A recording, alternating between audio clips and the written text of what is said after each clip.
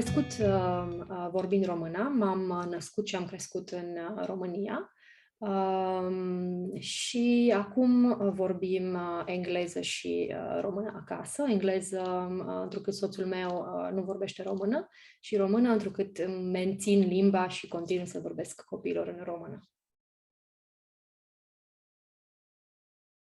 Nu sunt ceea ce numim vorbitori de limbă română ca limbă minoritară sau limbă română vorbită doar în familie. După cum am spus, m-am născut în România și limba pe care am folosit-o acasă și am auzit-o în viața de zi cu zi până când m-am mutat în Elveția, a fost română.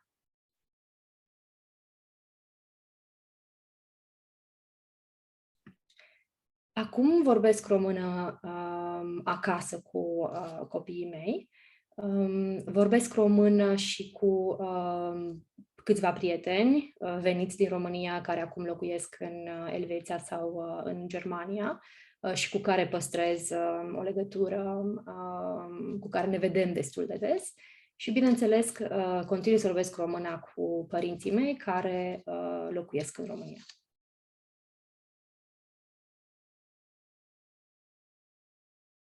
Da, vorbesc română cu copiii mei de la naștere, deci de la început au auzit română și încă de când au început să vorbească, îmi vorbesc în română, în timp ce soțul le vorbește în engleză. Vreau să-și păstreze limba română din mai multe motive. În primul rând, mă identific ca și româncă. Sunt plecată de ceva timp din țară, însă româna este limba mea maternă și aș vrea ca și copiii mei să cunoască și să vorbească această limbă.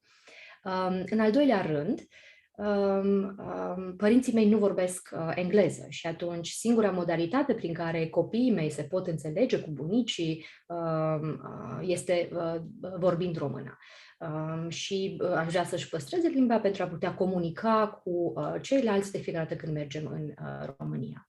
Iar în al treilea rând, eu am considerat întotdeauna că pentru mine a vorbi română a reprezentat un avantaj atunci când a trebuit să învăț o altă limbă, în special o limbă latină, ca și franceza, italiana sau spaniola, și sunt convinsă că și pentru copiii mei acesta va fi un avantaj atunci când vor decide sau atunci când vor vrea să învețe și ei o altă limbă, ca de exemplu o limbă latină.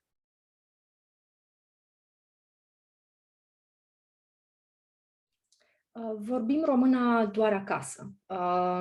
Deci de fiecare dată când sunt, în principal, atunci când sunt singură cu ei, vorbim română.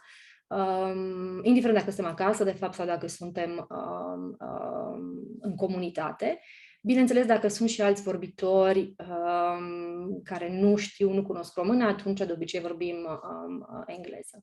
Dar în mod principal vorbim română acasă și, bineînțeles, atunci când comunicăm cu bunicii, cu părinții mei.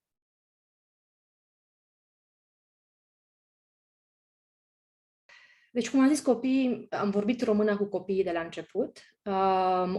Aud română în fiecare zi prin poveștile pe care le citim acasă, conversațiile pe care le au cu bunicii, muzica pe care o ascultăm destul de des.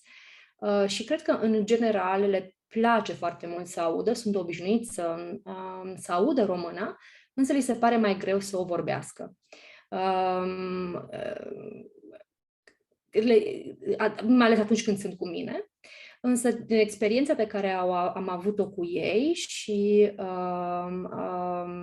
din ceea ce am văzut, le place foarte mult și se simt foarte bine vorbind română atunci când mergem în România și petrec timp cu bunicii.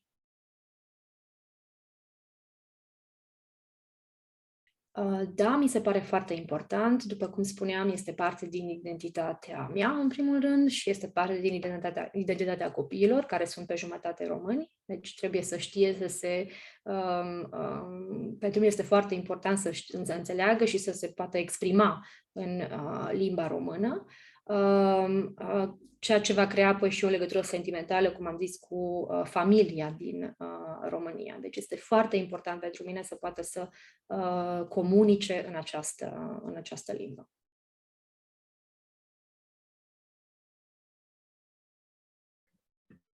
Bineînțeles, practic învață deja, sunt bilingvi în naștere, ceea ce este un avantaj extraordinar față de alți copii sau alți copii care încep să învețe o altă limbă mult mai târziu. Deci deja acest avantaj al bilingvismului.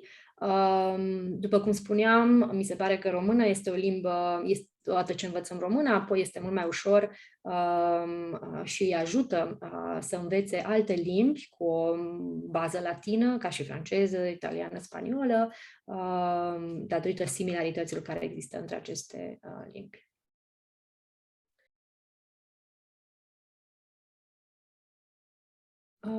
Principala greutate cu care mă confrunt atunci când încerc să